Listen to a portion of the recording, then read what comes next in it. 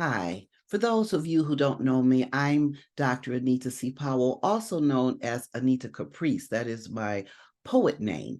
And we all know that this month, October, is Domestic Violence Month. So I have on a little bit of purple. And also, for the last 5 or 6 years, I have been sharing raw, remarkable, amazing wonder, survivor of war on different platforms. And I'd like to share it with you on this platform, this day, this hour. On average, nearly 20 people per minute are physically abused by an intimate partner. The image. It starts out as the wonder of a garden lovely, with all hope's flowers grow and bloom. The camouflage, feelings of security, the perfect unity, solidarity. Oh, the dream come true. Then energy shifts, undefinable when. Then reality sets in. Now, I want you to imagine, if you will, bam, first blow. This is from the love of her life. Now, what happened? Her thought is dizzy with shock, the humiliation, the disbelief. She's asking herself, how can this be? Oh my God.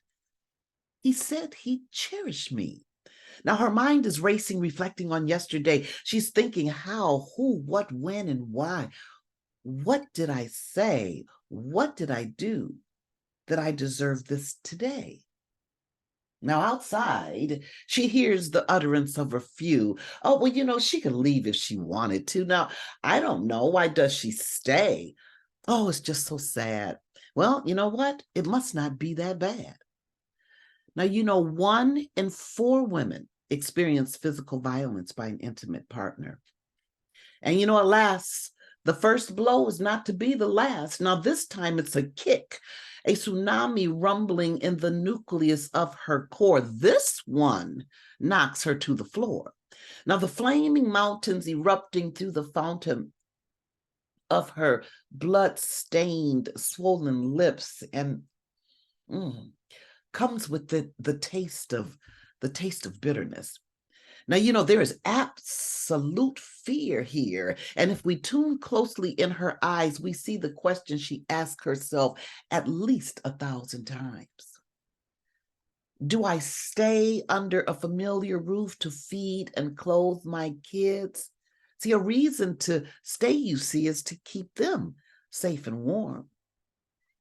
1 in 5 children witness domestic violence in the home. Now, confused and abused, she will do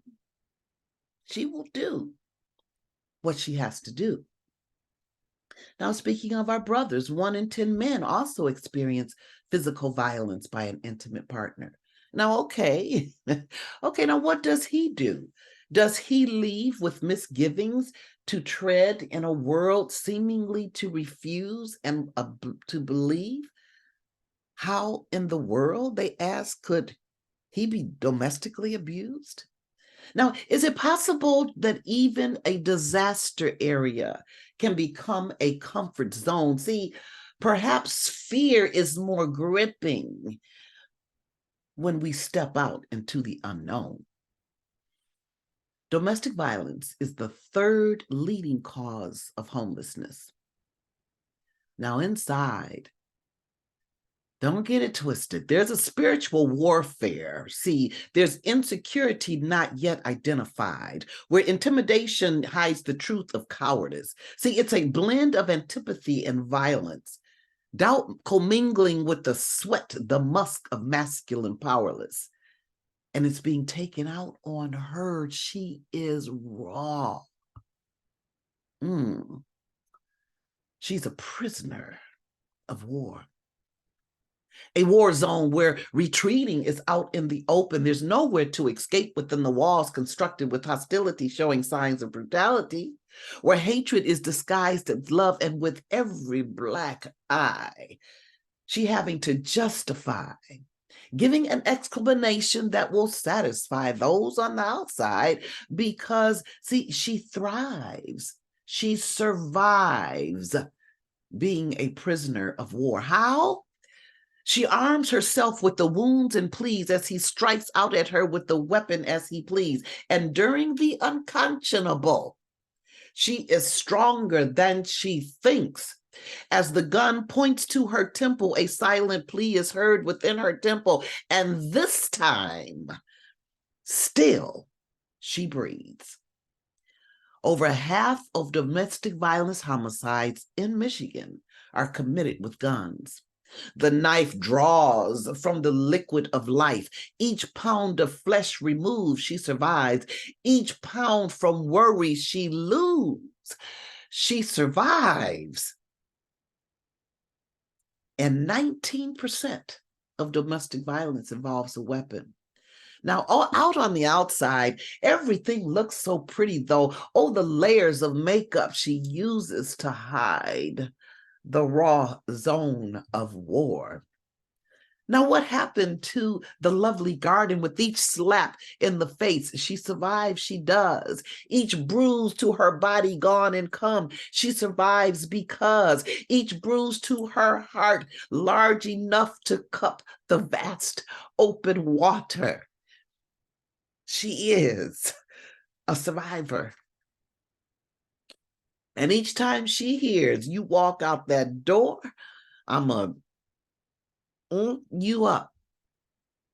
Physiologically, she survives.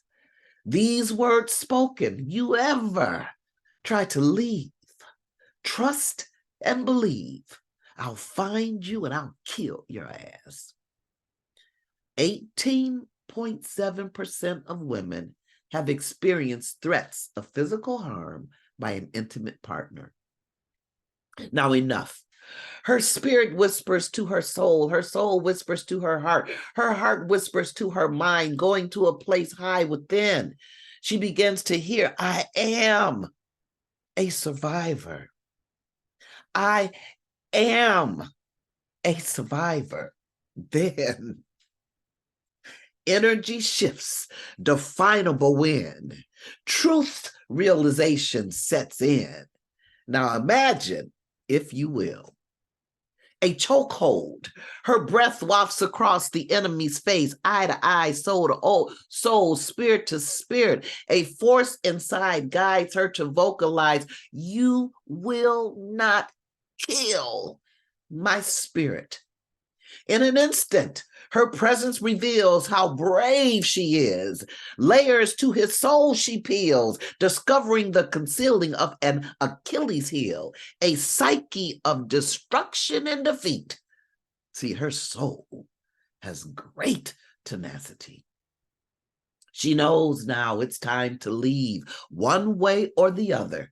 And she prays that if he preys upon her, does she fight to the end? 1 in 3 female murder victims are killed by an intimate partner. Or if need be, to save her life, will she take his? She is a remarkable, amazing wonder. She is remarkable. She is amazing. She is a wonder. She is raw. She's out of the zone of war, a prisoner no more. She looks up to the heavens, a prisoner no more. She looks down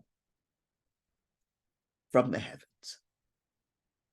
Beloved, so beloved is she. These words spoken for the remarkable, amazing woman who survived. These words spoken for the remarkable, amazing wonder whose life was lost in this domestic violence zone of war. This is the voice of all my sisters who have experienced domestic violence. This is the voice of Patricia Louise Johnson.